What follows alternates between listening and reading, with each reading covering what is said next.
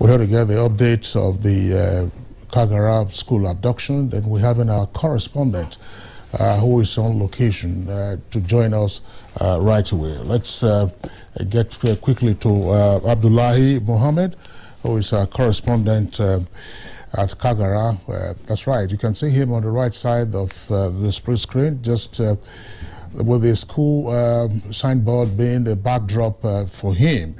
Abdullahi Mohammed, if you can hear us, you're live on the network service on Good Morning Nigeria. What is the latest from Kagara this morning?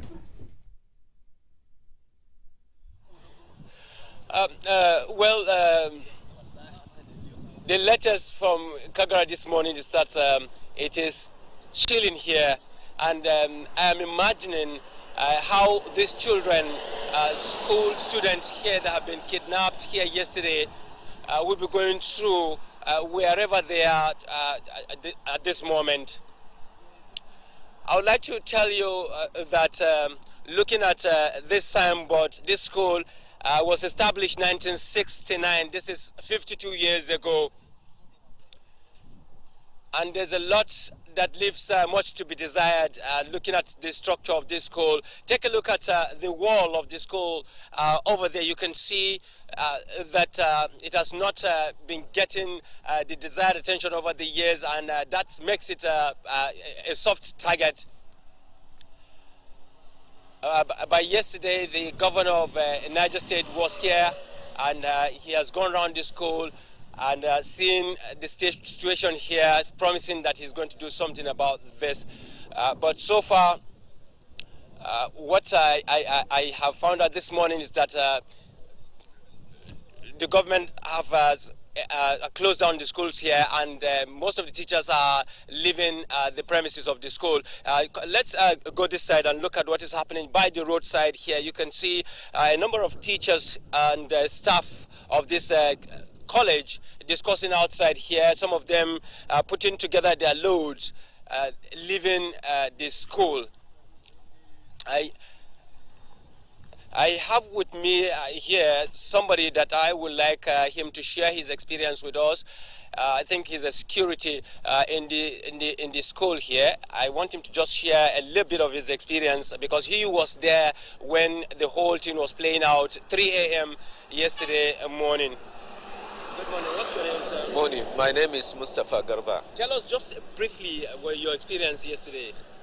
Yesterday at around 2 a.m. So we had a shooting gun moving around the school. So when I wake up, I saw some bandits moving with our students and our staffs with their family. Were you scared? Yes. And then from there I left where I was staying, so I have to move to the bush. You ran away? Yes, I ran away. What did you see? What were they carrying? They carry really scared you? They carry some students and our staffs.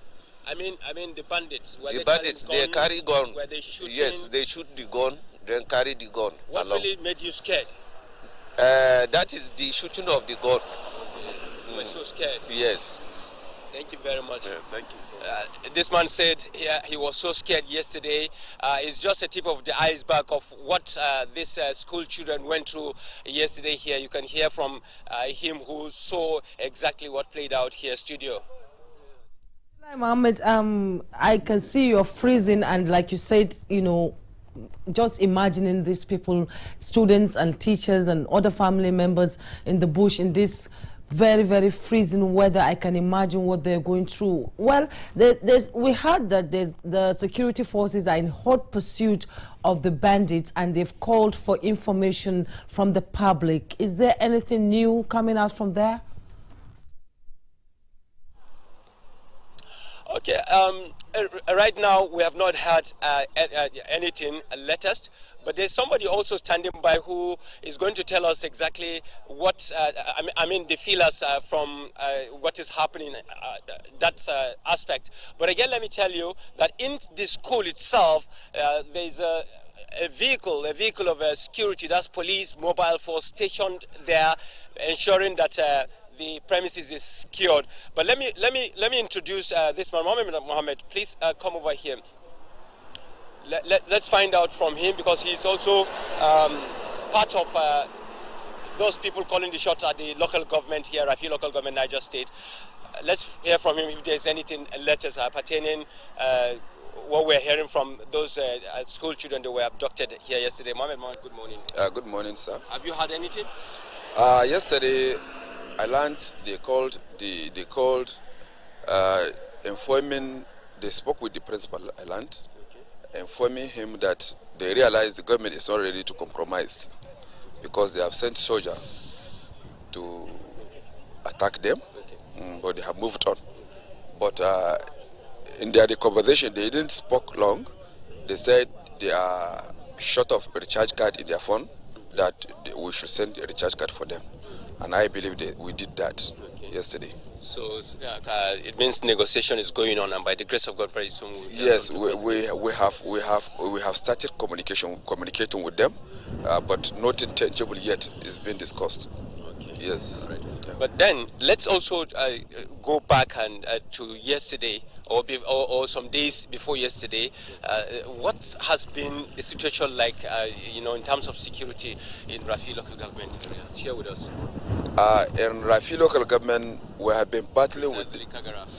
Rafi local government. When I say Rafi local government have 10 district heads, 11 political wards, and all those places were ravaged by this insecurity. The district head of Madaka was killed. The district head of Guna was abducted, and his whereabouts is not known. The abductors did not call him. Nobody knows anything about him.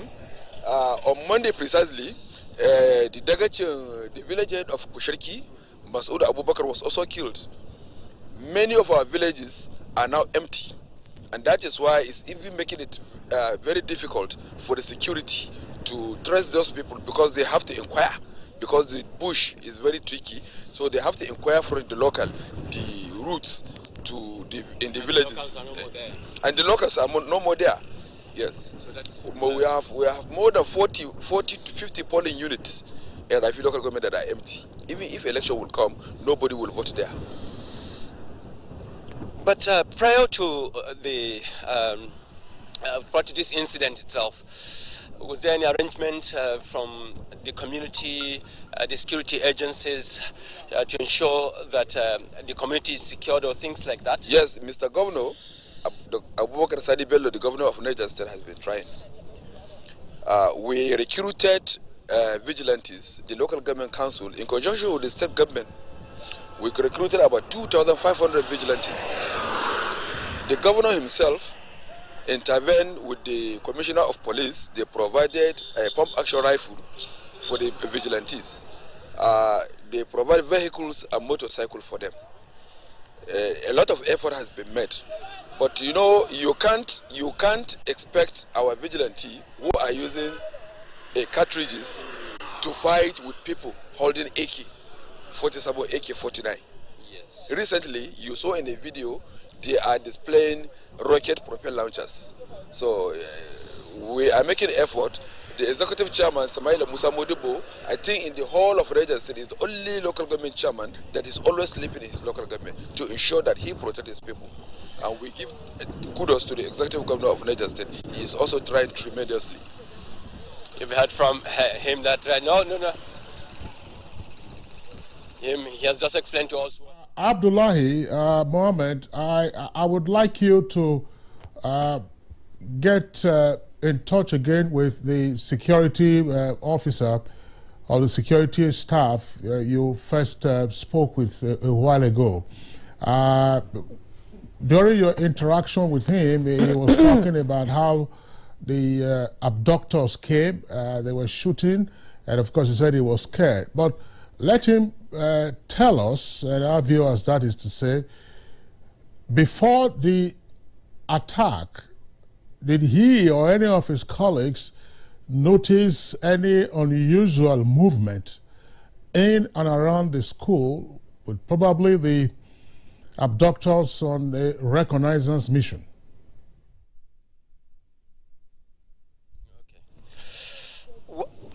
All right. What we are also curious to find out is that did you notice anything before the arrival of those bandits that day? Did you notice anything unusual? We had a little news about them that they are around the Kagara side.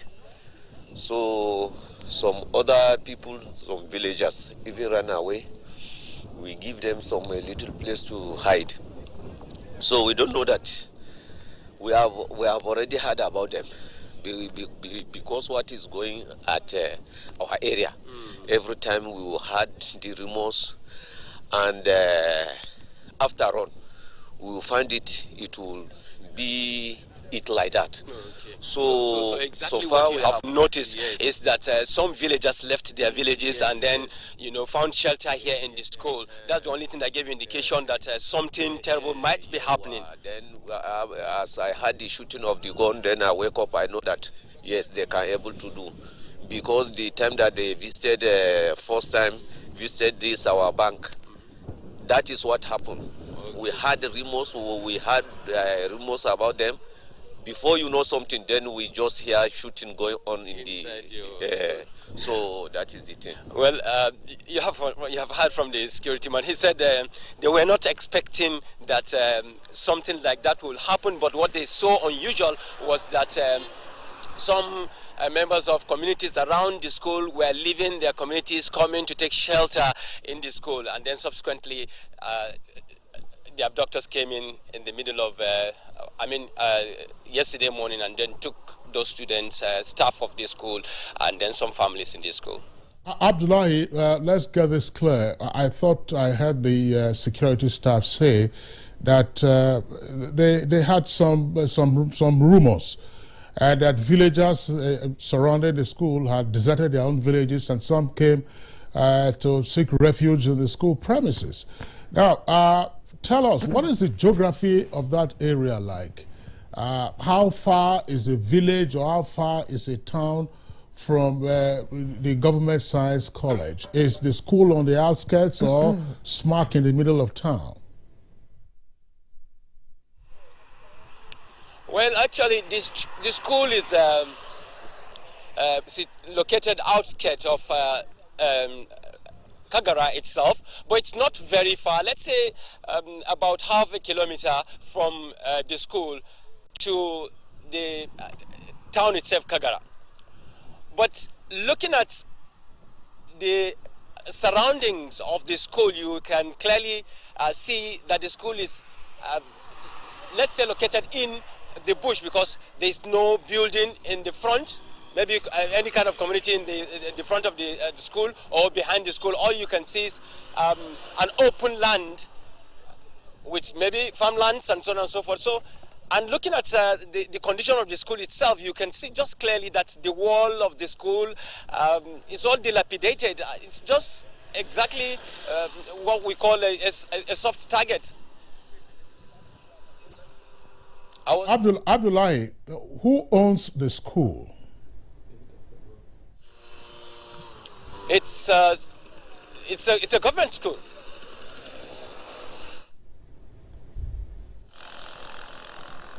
Which government owns the school?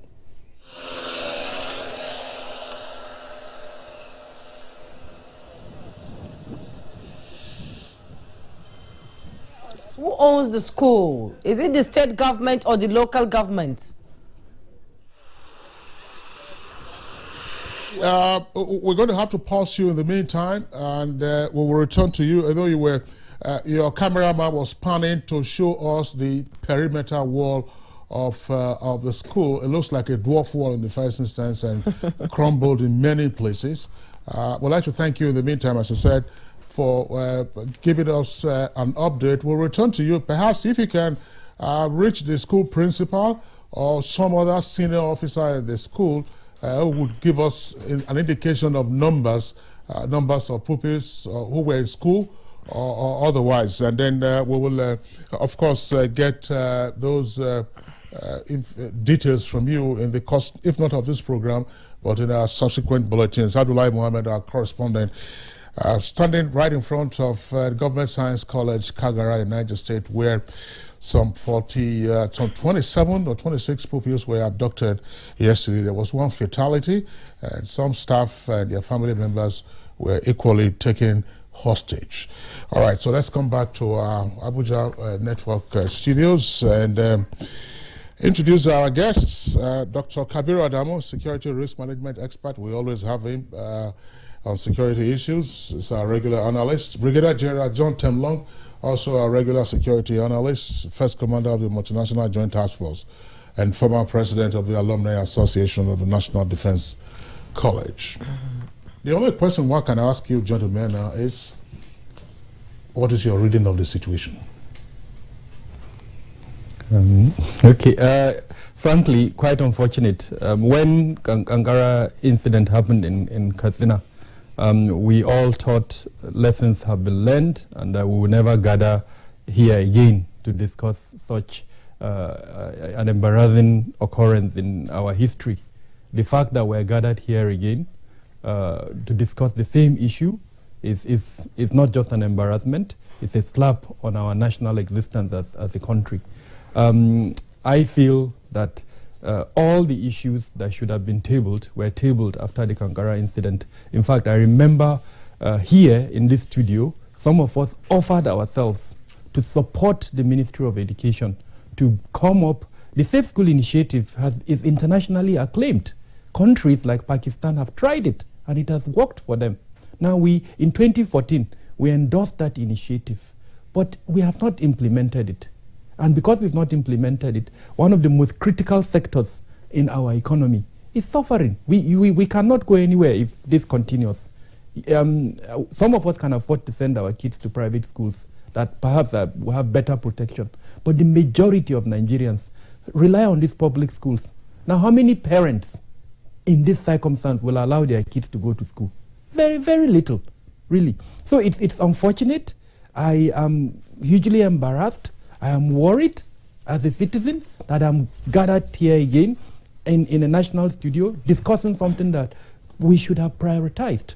To that extent, it's accountability. I think it's the way to go. Somebody should be held accountable. You cannot have a situation where words that have been handed over as to custodians, and these custodians drop the ball and fail, and yet nothing is happening. I've had issues around nobody has been prosecuted after the Kagara incident, and it's true. In fact, if you trace back from Chibok, which was when, in fact, there was Buniadi before Chibok, but it's not spoken that much. Till date, we're not aware of any level of prosecution for the perpetrators of this kind of act. So again, it's embarrassing.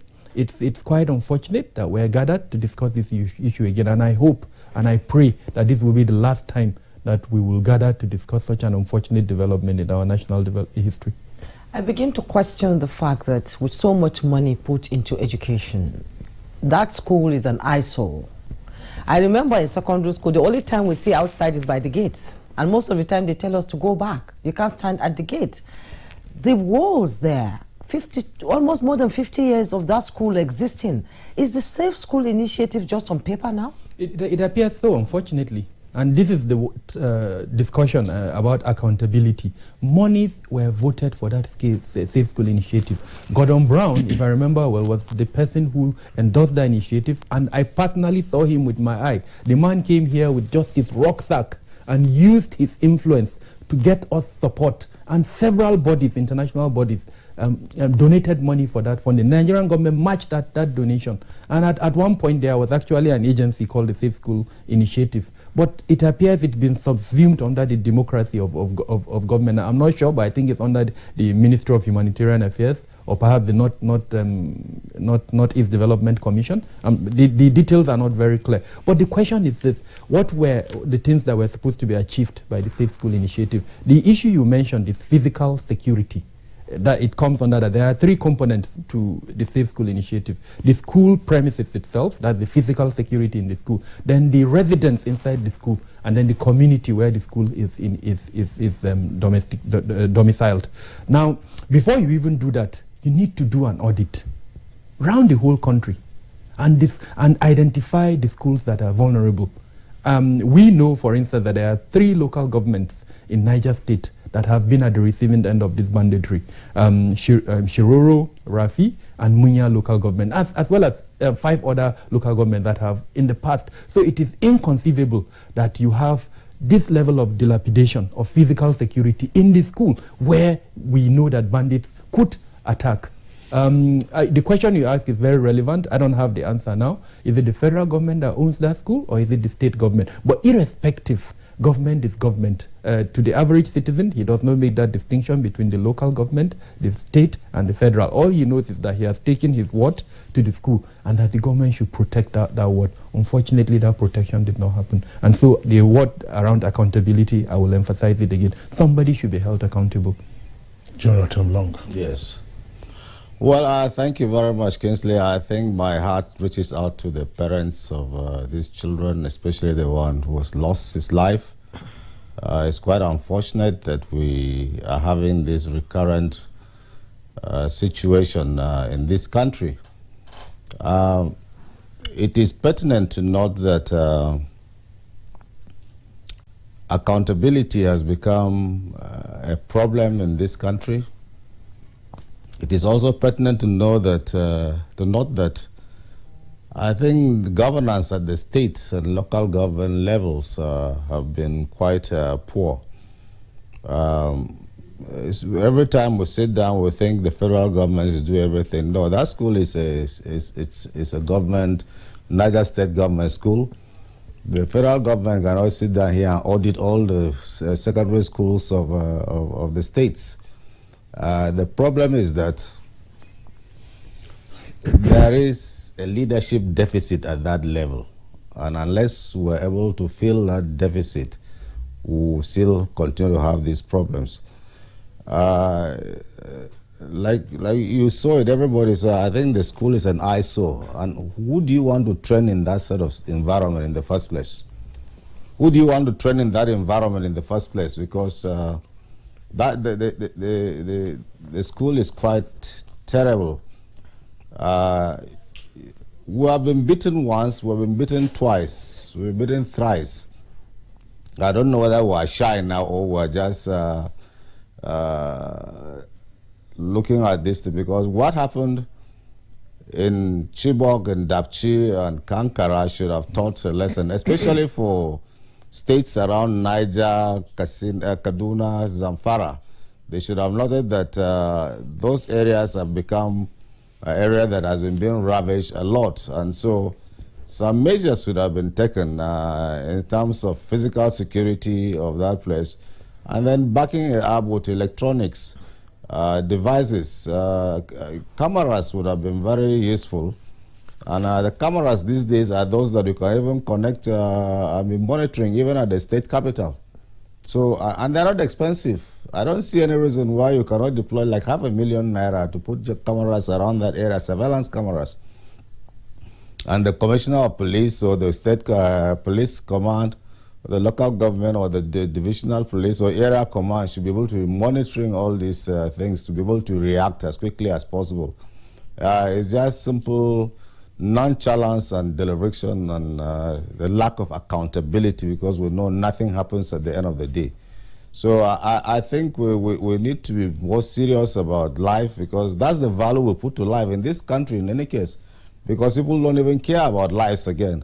Because if you have value to life, then it means people will have to start looking at it, at the security of our people more seriously. So I think, and you can even see the caliber of the security people who have. We always have the lowly who cannot even understand and decipher what are of security value.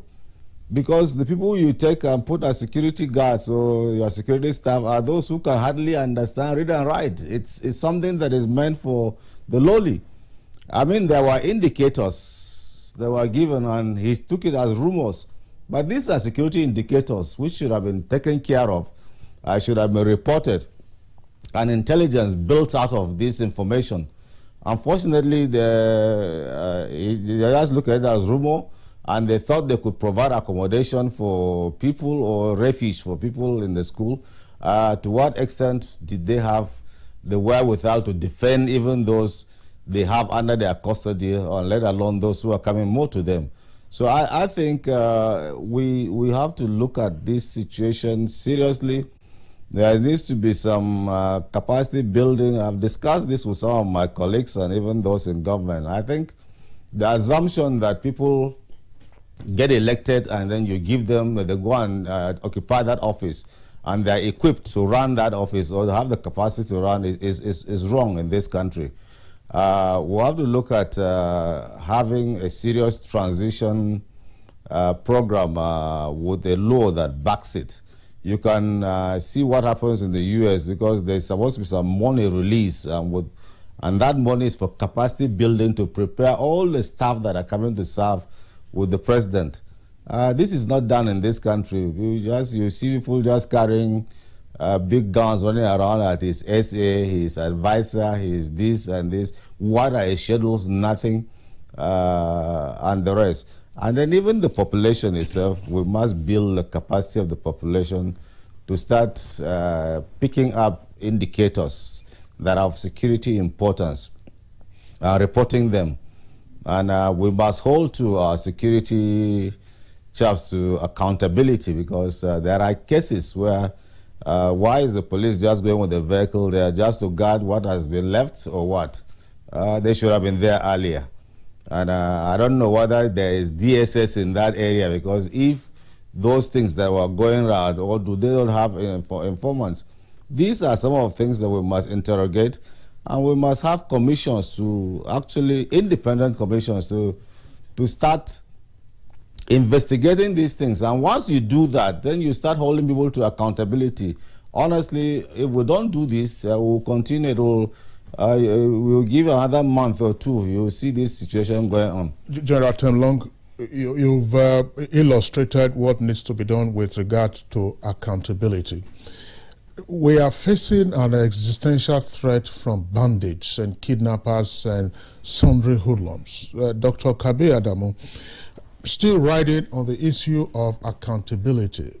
Look, this incident has occurred in a certain jurisdiction. Who has security oversight? Who has intelligence responsibility in that particular locality? So why did you drop the ball? Or why did you take your eyes off the ball? Kagara happened and there seemed to have been nothing. Yes, we all celebrated the fact that the defense forces were able to secure the freedom for the over 300 school pupils. But the security forces, I'm not the security expert, won't just march in there unless they had actionable intelligence on what to do. But as proactive or preventive measures, something has gone wrong. Whose business or whose duty is it, and what kind of remedial measures, if not sanctions, ought to be taken?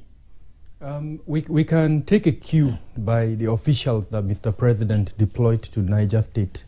And based on my understanding, the Office of the National Security Advisor, the Ministry of Defense, the Inspector General of Police led that delegation. Of course, the Ministry of Information too had a representative, but of course that's not in the security realm. I guess it's just to pronounce the government's action on the policy decision taken with regards to the managing the crisis or the consequence of the issue. So first, Office of the National Security Advisor, Ministry of Defense, Inspector General of Police, taking cue by what Mr. President has mentioned. But I would like to approach it from a wider perspective. Frankly, everyone in government has responsibility for those kids.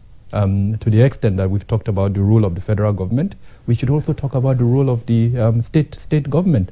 Immediately after the incident, the governor announced that schools in those 3 local governments that I've talked about should be closed. Now the question is, after the Kagara incident, I would have thought, based on the type of attention that the issue generated and the kind of discussions, in fact, state governments in the Northwest took those kind of action. So my presumption was that the governor should have also taken that cue from them. Because frankly, the extent of banditry in Niger State is almost at par with what is happening in Zamfara and Katsina. So there was nothing really stopping the state government from taking that kind of action. And where the state government doesn't take that action, then the local government chairman, who feels the pulse of the people, who have had complaint on other media platforms that the extent of banditry in Rafi local government has actually dislocated almost its entire population. So he should have, even if the state government hadn't taken that action, the local government should have prompted that action.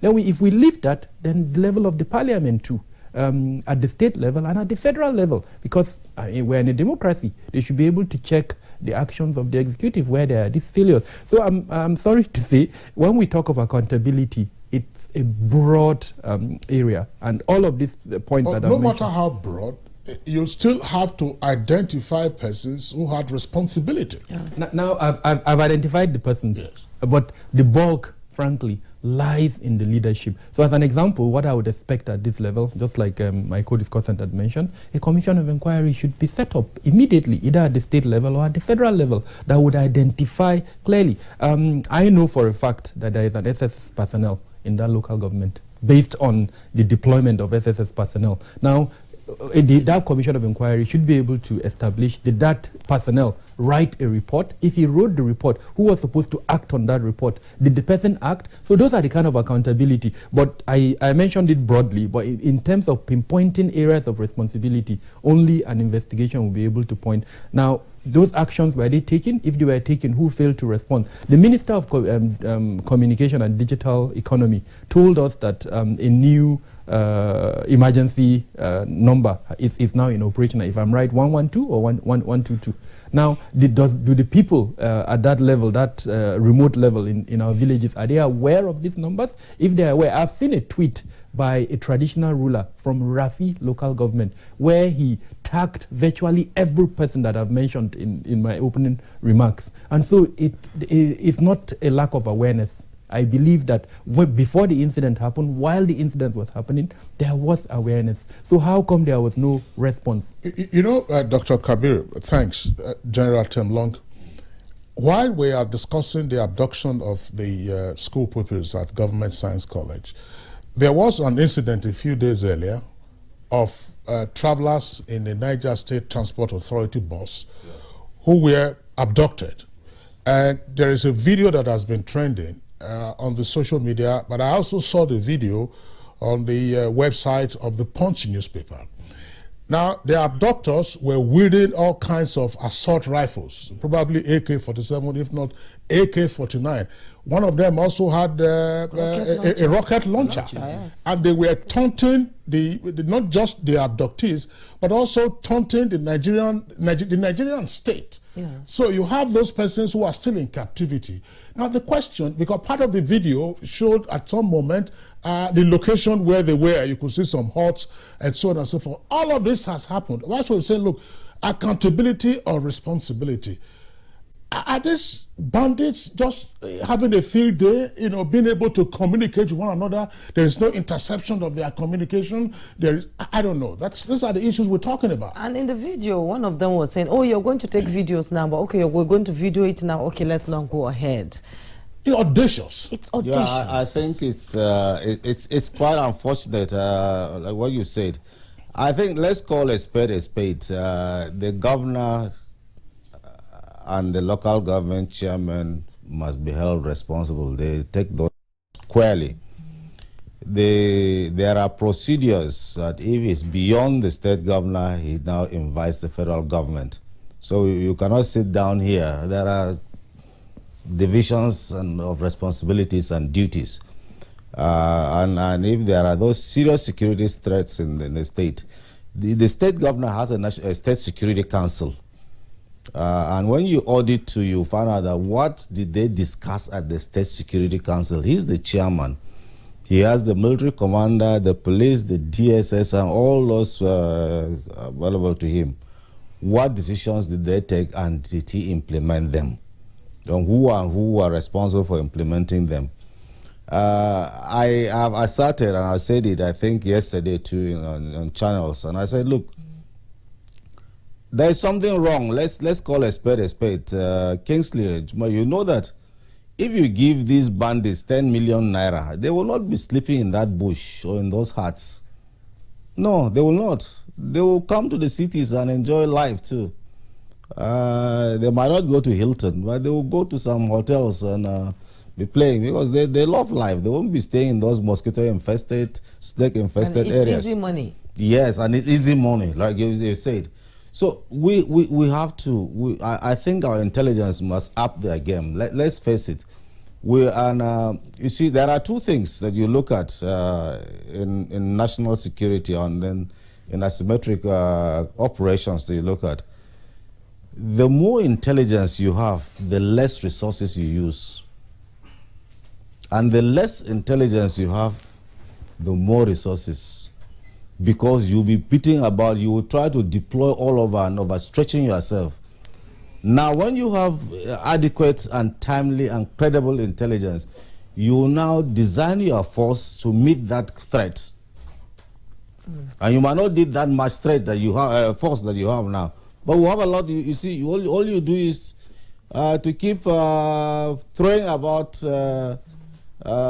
forces all over the place, trying to meet what is going on. So I think there's more. And you see, the important thing is that the Nigerian population, people who are misreading the Minister of Defense yesterday when they said, look, when these people defeat the population, they have defeated the country.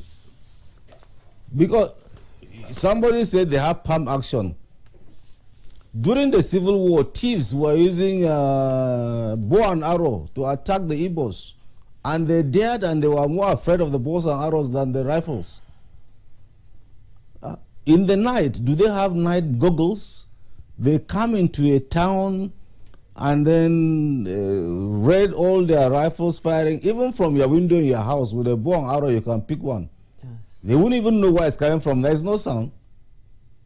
And so have we been beaten so much that we've become cowards? I think we must resolve. David used a sling, a stone, to bring down Goliath. Goliath was in an armored vehicle, yes. But today, without even the armor, just the weapon, we are all running around. With den guns, they can do all those things. Pump action, they can do those things. In any case, they're in a built-up area, so it's close-quarter battle. You don't even need the range of an AK-47. It's close quarter.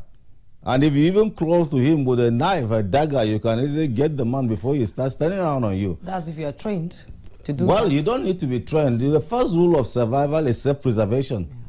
Every human being, if I raise my hand now to slap you, you will raise up your hand. Nobody trains you that one. Or you blink your eyes. Nobody trained you. It's an instinctive thing built in you. So we definitely. But the important thing, like you said, we can build the capacity of our communities because there is a complete breakdown of social order, complete breakdown of security at the local level. So we need to build back our communities and then have security awareness training in a way that they are able to organize some self-defenses of theirs, have a reporting system and who to report to, and what is it, and how they can hold people accountable, and how they can be held accountable, because they must be responsible for their security. Yeah, well, okay. General Temlong, thanks a lot. If you recall, I think you joined us out from Jos, and Kabir yes. was here in the studios when we were discussing the issue of so-called ungoverned spaces. Yes. These are some of the ideas that are still swirling around. Dr. Kabir, are we also at this time now reaping the backlash, as it were, of always paying for ransom whenever there was a kidnap by the bandits or those commercial kidnappers? Because at some point it seemed to have been the case that if a person was kidnapped, families were usually encouraged not to antagonize the kidnappers but to settle quietly. And when the victims were freed, some of them would admit that the land that ransom was paid, but they wouldn't want to go into details. Has this emboldened kidnappers? Has this emboldened bandits? Because elsewhere, they say, look, don't give them any sop. Don't pay any ransom. If you dry up their resources, then, of course, they will be in trouble. And when they collect the ransom, and these are usually huge sums, how do they get it around the financial system and there is no red flag? Kingsley, in 2018, I had an association of security practitioners, frankly the biggest in the world, American Society for Industrial Security, ASIS International, and we released a report in 2018 where we highlighted this point, the consequence of the payment of ransom, and went as far as advising the government to come out with a policy on ransom payment. Now, it's a very delicate area. You can come out with a policy like the Americans have, saying don't pay ransom. Now, that's a policy. But in certain circumstances, you would have to pay the ransom. But the beauty of it is the policy now gives direction. It also allows security agencies to work towards a particular goal. For instance, they know that, okay, the government says don't pay ransom. If anyone reports a kidnap for ransom case to them, they know that they are limited by law to encourage the person to pay ransom. Currently, we don't have that. At the state level, there are laws here and there. Some would say death penalty on kidnapping and all that. But as far as ransom is concerned, I think we need to, at the national level, come out with a clear policy that says the position of government on ransom. It's very important because that is what would give the security agencies the platform from which to operate with. Now, in terms of the consequences of the payment of ransom, we can beat around it, but at the end of the day, it's simple. It empowers the perpetrators. It allows them a lot of room. When General Tenglong talked about intelligence, one of the things that because I run a consultancy, and part of what I offer in the consultancy is crisis management, including negotiation when it comes to kidnap for ransom. We know, for instance, in Zamfara, as an example, there are levels of this practice. So you have about 4 groups that are involved in the kidnap for ransom industry, quote and unquote. And because an industry has emerged, they are incentivized to continue it. Now, at one point, it was believed it was a particular ethnic group. But because the monies are huge, and I'll give you an example. A typical youth who is unskilled and comes to Abuja, puts kola nut on his head, and is moving around. At the end of the year, probably the profit you make from that, at the best, probably 50,000. Now, he engages in kidnap for ransom or in the supply channel for kidnap for ransom, because there is a supply channel. Like he mentioned, they collect money, they go and enjoy themselves. There is a supply channel providing drugs for them. There is a supply channel providing prostitutes for them.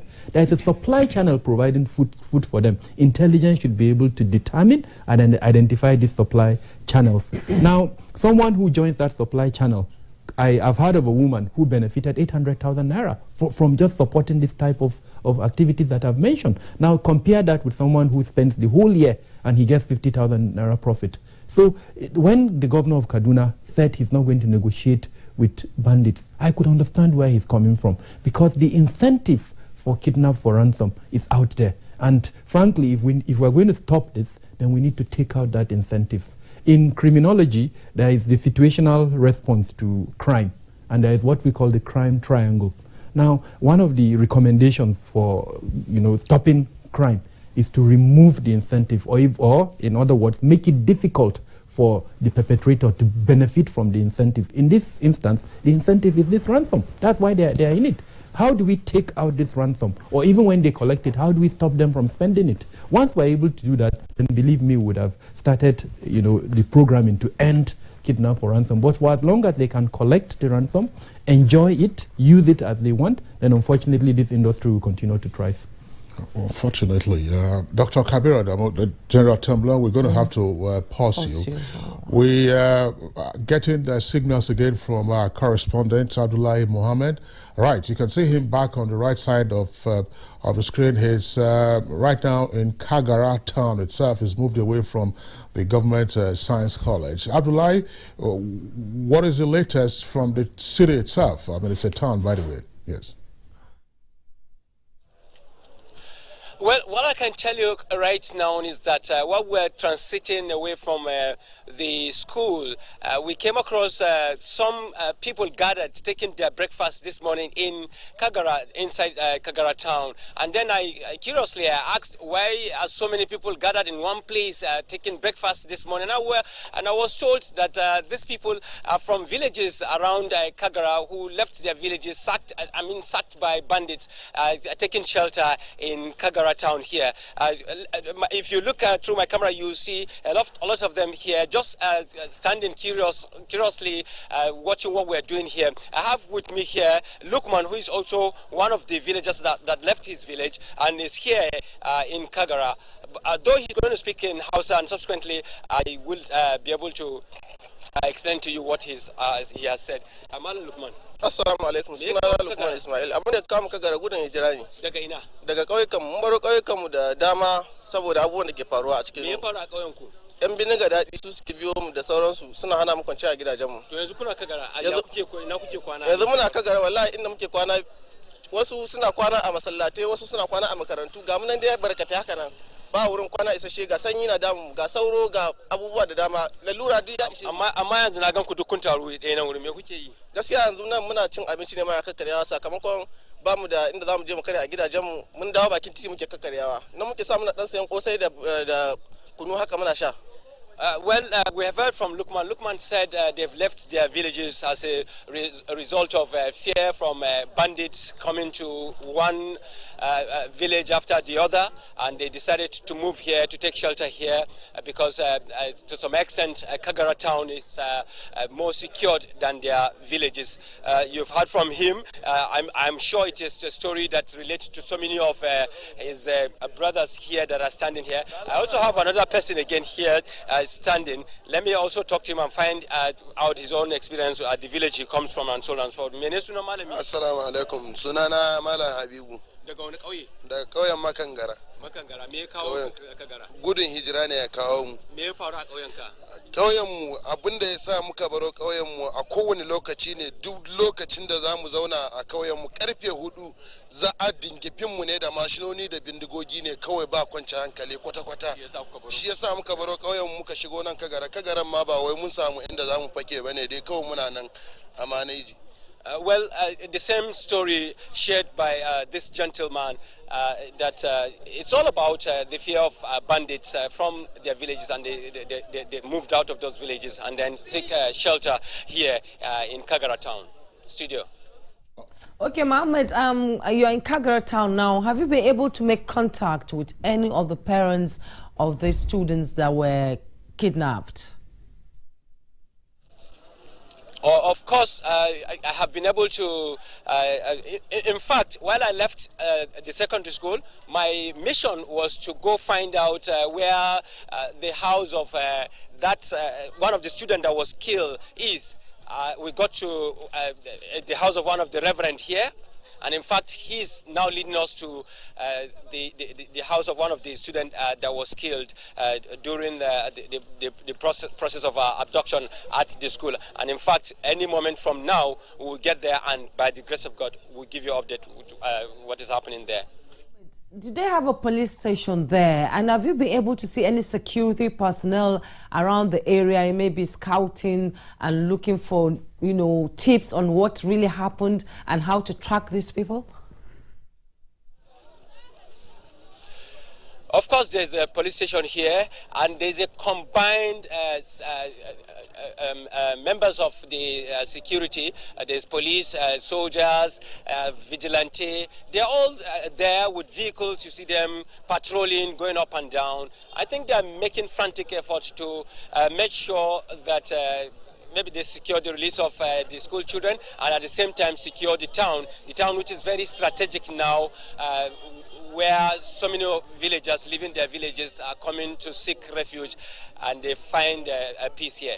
So I think it's important for them to keep this place peaceful and secured, and that's exactly what they're doing. We have seen them going up and down day and night. He said he will not negotiate with terrorists.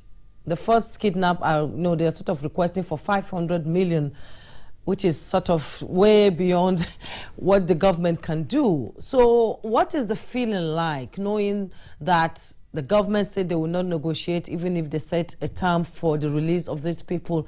Is it a sense of hopelessness? Actually, I've spoken to a lot of people right from yesterday here. The coming of the governor to that school yesterday restored hopes to many of the people here. And in fact, he has spoken, he has given assurances. You know what it means for, number one, a citizen of a particular state to come and find out what has happened in a particular local government and give assurances to people who were feeling hopeless. They are very, very hopeful. So many of the people that I've spoken to, especially the words from the governor, giving them courage. Abdullahi, well, it's understandable that you're now having joint patrols of the police, the military, and vigilante. But Jumai asked a question: does Kagara town itself have a police station? And perhaps if you don't have that information, you could go find out what the state of that police station is. Plus, those internally displaced persons, some of whom you have spoken to, for how long have they been displaced? And what kind of succor has come their way since they were displaced? And what do they know about their other relatives who are in the same village or in other villages? For how long have they been sacked from their communities? Okay, I have said it clearly that Kagara has a police station. But again, let me find out from Lukman, can you please come over here? Tun yaushe kuka baro ƙauyukan ku? Kai kana Kagara kaman tun yaushe? Ina Kagara na kai shekara 20 da wani abu da aka haife ni. A ina nufin baro ƙauyen ku da kuka yi, kun kai kaman wata nawa ko kwana nawa? Da baro ƙauyukan mu yanzu mun kai wata 6 zuwa wata 6. Wata 6 haka. Wasu ƴan uwanku suna ƙauye ko wasu ma suna wani wuri ya akai? Gaskiya wasu da dama sun bar wuraren nan, sun ma tashi daga ƙasashen nan saboda irin abubuwan da ke faruwa na tashin hankali. Okay. Kai kuma fa, kai ma tun yaushe kake nan? Ina ganin ni yanzu ga da shigowa na ƙauyen ga ya kai wata 4 haka tun da suka fara addaban mu. To amma kuma ana kawo muku wani dauki? Ba abun da ake kawo mana, sai dai a zo a nuna mana bindigogi za a shiga kawai a je a saya a tahiru a dawo.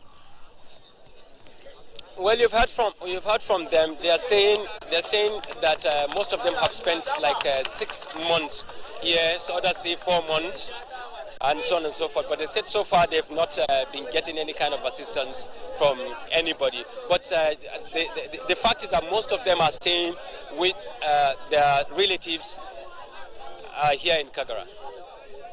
All right, Abdullahi Mohammed, our correspondent in Kagara, Niger State. That's the latest focal point in the abduction of school pupils from their campus. We'd like to thank you in the meantime. Of course, Abdullahi, if you do have any update in the course of the program, just before we wrap up at 9, of course, you can always get back to us. Abdullahi Mohammed, NTA correspondent in Kagara, Niger State. Thanks a lot. Okay, you're watching Good Morning Nigeria still on the network service of the Nigerian Television Authority. We indicated we're going to have a second topic, which has to do with dousing ethnic and religious tension. In a sense, ethnic and religious tensions also have a coloration of security. So we're going to retain Dr. Kabir Adamu and General John Temlong in the next conversation. We'll take a short break now. Okay. Yes. You're welcome back from the break. Before we now commence our conversation on dousing ethnic tension in Nigeria, we would like to take the tweets that came in. You know, Mike Anyako tweets, this abduction in Kagara school once again brought Nigeria in a very bad light in the community of nations. Why should this kind of thing still be happening in our country? Who are the criminals? Did the security operatives nonchalant attitude on their duties cause this? What should be done to put final stop to this anomaly? Drastic actions must be taken to solve a drastic challenge. Firstly, FGN should declare a state of emergency in Niger State. Delayed Jack Solomon, the security situation in Nigeria is overwhelming and threatens the peace of our country.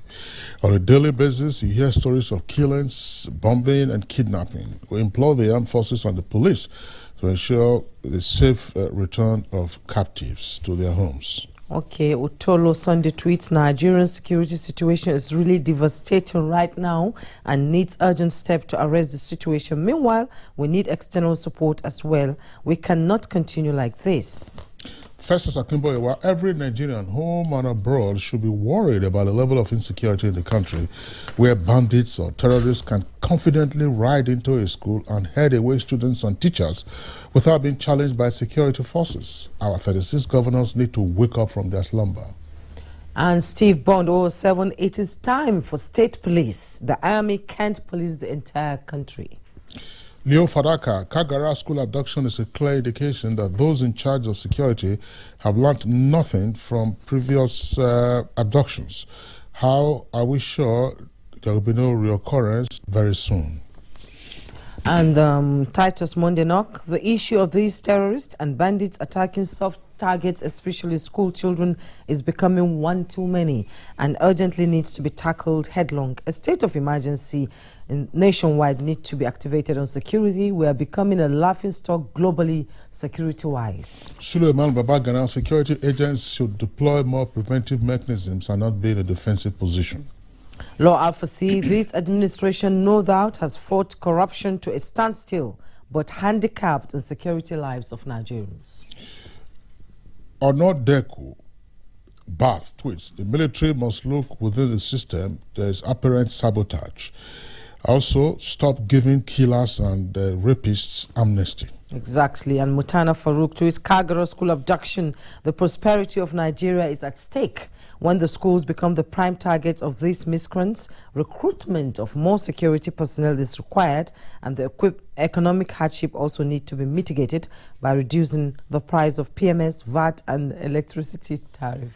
Taufik Olalekon, it is worrisome to hear about the abduction of Kagara government school pupils and staff. It's a slap on the face of our national existence. Government should provide CCTV cameras in all schools and security personnel as well. Indeed, it's a slap. Zokpia, these bandits will never stop because they know government will negotiate with them as always. We are having government that encourage terrorism. We are yet to see Buhari calling Mieti Allah to order. Well, we had drawn the curtain on that topic, but just before we get into the second topic, Juman, yes, something just occurs. Over the years, there had been questions by various advocacy groups about the utility of security votes. yes. If we had been investing appropriately with the security votes, at least since 1999, would we be in this same situation today? No way, we would have not been in this same situation, Kingsley. We would have gone far ahead of the terrorists and bandits and the bad guys. Unfortunately, the security votes are being misapplied and misappropriated. They are not being used for the purpose. In fact, part of the security votes are supposed to be used for informants, for them to be able to get intelligence. Today, you are not using them. And you can see in the Kagara area, some people have said they have been there for about 4 months, 6 months. And if they have been there, what has happened? These are clear indicators that the security situation in those areas, in the suburbs, marginal communities are broken down.